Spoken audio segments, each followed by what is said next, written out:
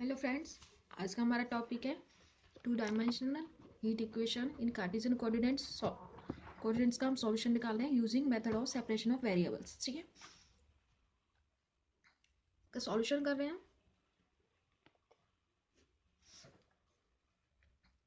हमें heat equation लेनी है, वो भी टू डायमेंशनल। ठीक है, और वो भी कार्टेशियन कोऑर्डिनेट में लेंगे हम।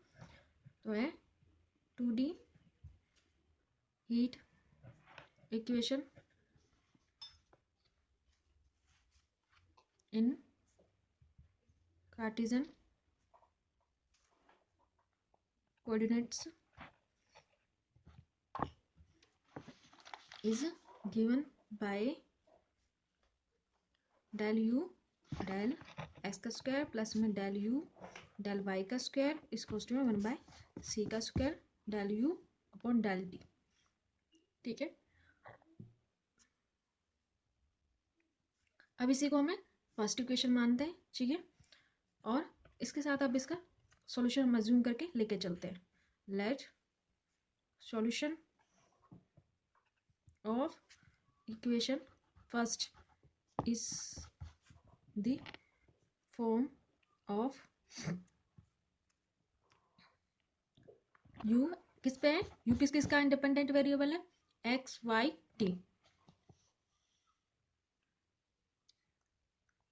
X x y y t T.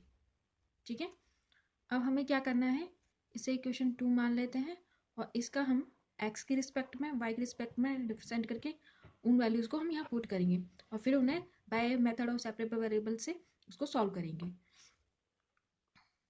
Now d u upon del x हो गया हमारा, एक्स के रिस्पेक्ट में करेंगे तो वाई और टी हमारे कॉन्स्टेंट हो जाएंगे, डेल एक्स। ठीक है, सेकेंड टाइम करेंगे तो डेल यू डेल एक्स का square y t del x का स्क्वायर। इसी तरीके del u upon del y है जिसमें हमारा क्या होगा, एक्स टी है, del y upon del y इसे हम करेंगे डेल यू डेल वाई का स्क्वायर, जिससे होगा x t del y del y का स्क्वायर। इस तरीके से ये आ गई है हमारी, ये दो वैल्यूज हमें यहाँ पुट करनी रहेंगी। ठीक है, ये दो वैल्यू निकाल ली, एक बार हम del u upon del t भी निकाल लेते हैं। Del u upon del t तो ये होगा x y del t upon में del T.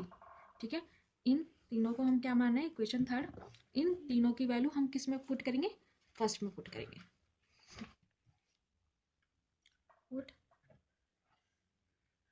Are the value of equation 3 in equation first में रखने पर हमारे क्या हो रहा है, यहाँ हमारी ये वैल्यू पुट होगी यहाँ। ठीक है, तो वाई जेड डेल एक्स का square x z del y का स्क्वायर और यहाँ होगा एक्स वाई सी का square del t on del T.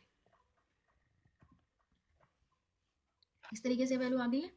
अब इन्हें हम फिर से रीअरेंज करते हैं, इस पूरी टर्म को एक्स वाई जेड से डिवाइड करते हैं। ठीक है, सबसे पहले डिवाइडेड कर देते हैं, divided by x y z, तो यहाँ से बचेगा 1/x डेल एक्स का स्क्वायर, यहाँ से बचेगा 1/y डेल वाई का स्क्वायर और यहाँ से बचेगा c का स्क्वायर डेल टी का। ठीक है, इस तरीके से हमारी ये सभी वैल्यू इसमें बचेंगी।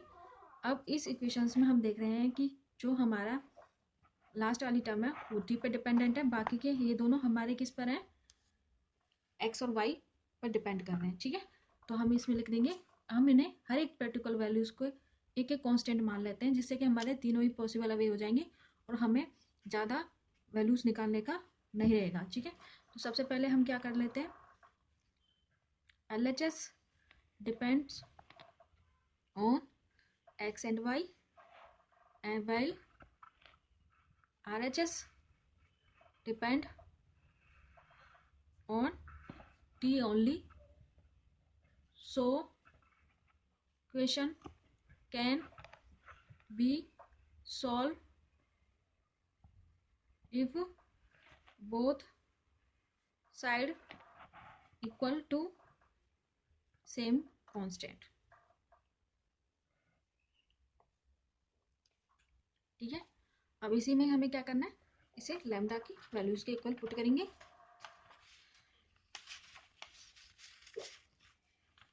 One by x del x का स्क्वायर प्लस में one by y del y का स्क्वायर और one by c square t del t.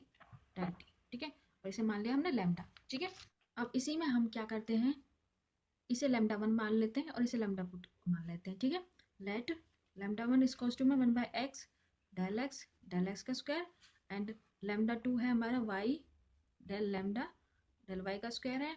और जब हम लैम्डा वन और लैम्डा टू को ऐड करते हैं तो वो हमारा लैम्डा बन जाता है। ठीक है, यहाँ से आ जाएगा। ठीक है, अब हमारे पास ठीक है अब हमारे पास तीन केसेस पॉसिबल है। ठीक है, सबसे पहला हम केस लेते हैं। Now there are three possible cases. ठीक है, फर्स्ट केस हम क्या लेते हैं। ठीक है, अगर मैं क्या लेती हूँ, लैम्डा को जीरो लेती हूँ। ठीक है, लैम्डा जीरो होगा, इसका मतलब लैम्डा वन लैम्डा टू का एडिशन हमारा क्या है, क्या है, जीरो के इक्वल आएगा। ठीक है, तो इसका मतलब क्या होगा, लैम्डा और लैम्डा टू भी हमारे जीरो ही होंगे। ठीक है, तो हमारा आएगा सी टी डेल टी और टी इक्वल्स टू में zero one by del x का स्क्वायर इक्वल्स टू में जीरो डेल वाई डेल का स्क्वायर वाई डेल वाई का square one by y equals to में जीरो। ये तीनों ही जीरो के इक्वल आ जाएंगे। इससे आ जाएगा टी डैश इक्वल्स टू में जीरो, ये वाली टर्म। ठीक है, बाकी की जीरो हो जाएगी। इसे हम एक्स डबल डैश लिख सकते हैं इस तरीके से, जीरो और y double dash equals to में जीरो। यहाँ से आ जाएगा टी ए। ठीक है, यहाँ से एक कॉन्स्टेंट हो जाएगा और यहाँ से इसकी वैल्यू आ जाएगी बी एक्स सी और वाई आ जाएगा डेल वाई प्लस टी। हमारा केस फर्स्ट को हम क्यों रिजेक्ट करेंगे, जब हम हमारा टी है वो रिमेन कांस्टेंट रहेगा।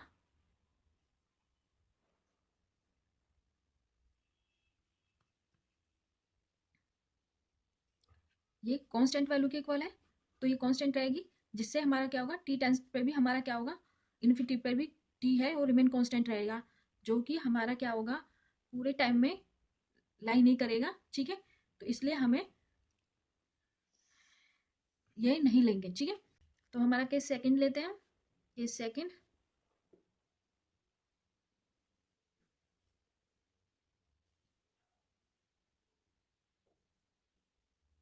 लैम्डा इक्वल्स टू में के स्क्वायर। अगर लैम्डा इक्वल्स टू में के स्क्वायर है, इसका मतलब क्या होगा, जो हमारे लैम्डा वन और टू थे, ठीक है, लैम्डा वन और टू थे, उनको हम एक फिक्स वैल्यू के तौर पर ही देखेंगे। तो होगा वन बाय सी का स्क्वायर टी डैश टी के का स्क्वायर। ठीक है, अब वो क्या थे, लैम्डा वन हमारे लैम्डा टू थे, तो एक्स एक्स एक्स। अब हमने क्या करा है, वो तो लैम्डा वन है और लैम्डा वाई डैश अपॉन में वाई था, ये हमारा क्या होगा, लैम्डा टू था। ठीक है, इसे हमने क्या करा है, इसे लिख सकते हैं हम एक्स डबल डैश एक्स, इसे लिख सकते हैं वाई डबल डैश वाई। ठीक है, अब हमने क्या करा है, ये लैम्डा वन है लेकिन हम कोई क्या कर रहे हैं, जो है लैम्डा को ग्रेटर देन जीरो ले रहे हैं। ठीक है, तो हम क्या करें, लैम्डा वन और लैम्डा टू भी ऐसा ही डिफाइन करें, जो जो है ग्रेटर देन जीरो। ठीक है, इन दोनों का ग्रेटर आना चाहिए, इसलिए हम इसे मानेंगे एम का स्क्वायर, इसे एन स्क्वायर। ठीक है, तो late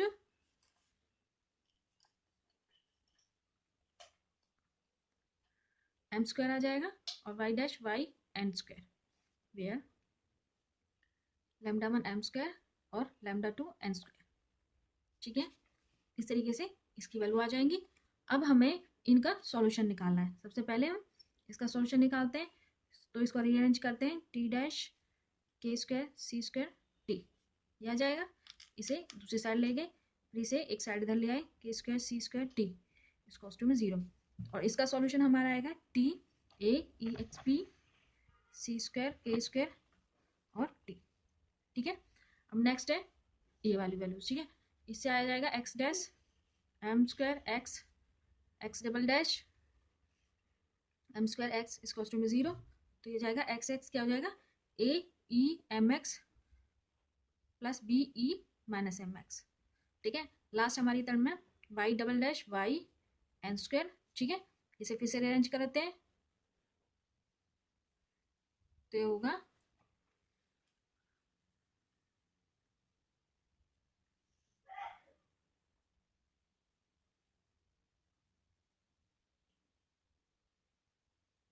a1 e n y b1 e minus n y. ठीक है, इस तरीके से हमें ये वैल्यूज ले रहे हैं। ठीक है, अब हम देख रहे हैं कि जो इस वाली वैल्यूज में है, जब हम टी को क्या करेंगे टेंस टू इन्फिनिटिव लेंगे तो जो है हमारा जो टी है वो भी क्या आएगा, जब हम टी को टेंस टू इन्फिनिटिव लेंगे तो टी भी हमारा क्या करेगा इन्फिनिटिव को करेगा, इसलिए हम इस केस को भी नहीं लेंगे, केस में हम रिजेक्ट करेंगे। ठीक है, लास्ट है केस थर्ड।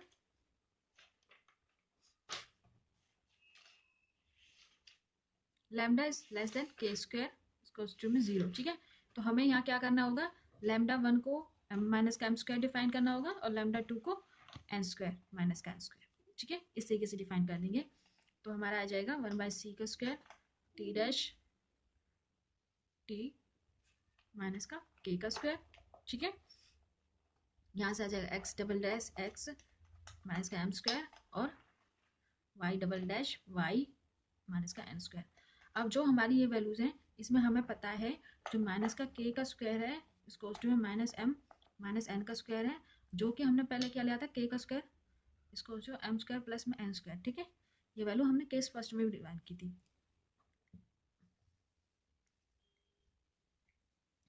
उसी तरीके से ये अब हम इसमें इसे रीअरेंज करते हैं तो होगा माइनस के का स्क्वायर सी का स्क्वायर टी। अब इसे इक्वल के दूसरी साइड ले आते हैं के स्क्वायर सी स्क्वायर टी इसको में 0। इससे क्या आ जाएगा टी आ जाएगा कांस्टेंट आ जाएगा सी ई एक्स पी माइनस सी का स्क्वायर के का स्क्वायर टी, ये आ जाएगा वैल्यू। अब के के स्क्वायर की वैल्यू क्या है एम प्लस एम का स्क्वायर प्लस में एन का स्क्वायर है, तो इसी वैल्यूज को पुट कर देंगे सी एक्स पी सी एम का स्क्वायर एन का स्क्वायर।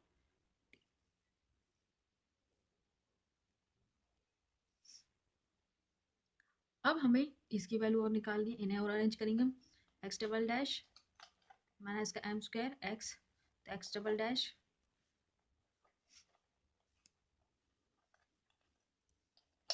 प्लस में एम का स्क्वायर एक्स इसको में 0 एक्स डबल डैश, तो ये हो जाएगा इसका सॉल्यूशन लिख लेते हैं हम ए एक्स होगा प्लस या साइन है तो यहाँ आएगा a cos m x b sine m x,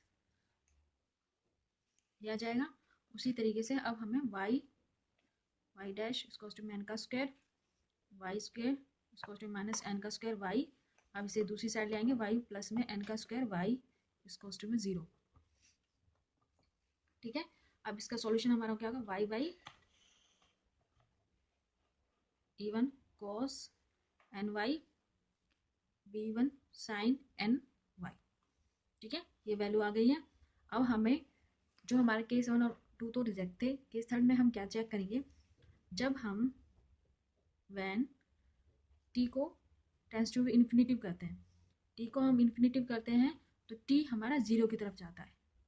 ठीक है, ये माइनस में जो ई की पावर होती है, अगर यहाँ हम इसे इन्फिनिटिव में करते हैं तो क्या करेगा 0 को टेंड करेगा, जब हमारा ई इन्फिनिटिव में होता है तो वो हमारे इन्फिनिटिव को टेंड करता है। ठीक है, तो इसीलिए हमने यहाँ लिखा है कि हमारा टी है वो 0 को इन्फिनिटिव 0 को टेंड करेगा, इसलिए हम क्या कहेंगे जो कि हमारा ट्रू होता है, जब हम किसी किसी में नीचे की तरफ जाते हैं टाइम के साथ टेम्परेचर हमारा क्या होता है कम होता जाता है। ठीक है, which is true is the temperature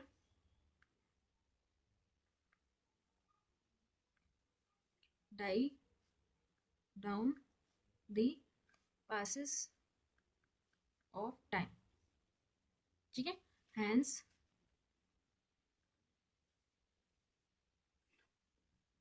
for different value of m and n, the solution of heat equation are given by ux yt xx yy और tt था। अब इसी में जो हमारा लास्ट थर्ड केस में वैल्यूज आई थी उन वैल्यूज को हम यहाँ पुट कर देंगे, तो ये होगा u m n x y t, ठीक है।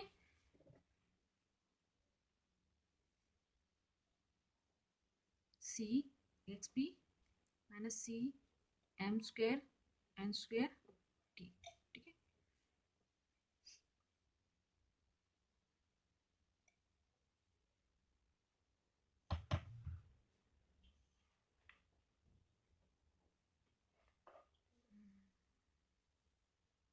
और हम क्या करें, एक्स एक्स की वैल्यू रखें a cos m x b sin n x, ठीक है।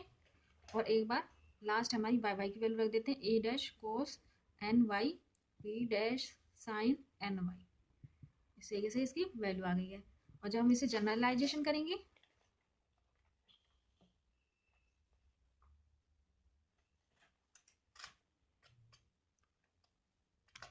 तो हमें क्या करना होगा, u x y t को क्या करें, m के लिए वेरी करवाएं और n के लिए, ठीक है। जब u n x y और t होता था तो हम n के लिए कराते थे। अब हमारे दो कॉन्स्टेंट हैं m और n, तो इसलिए हम m और n करके और पूरी पूरी हम ये वैल्यूज को यहाँ पुट कर देंगे, तो होगा c x P c minus m square n square t, ये आ गया। अब a की वैल्यू, ठीक है, ये एक्स एक्स की वैल्यू है जो cos m x प्लस में b साइन n x, ये हो गया a cos n y b 1 sine n y, ठीक है। इस तरीके से इसका भी सॉल्यूशन आ चुका है।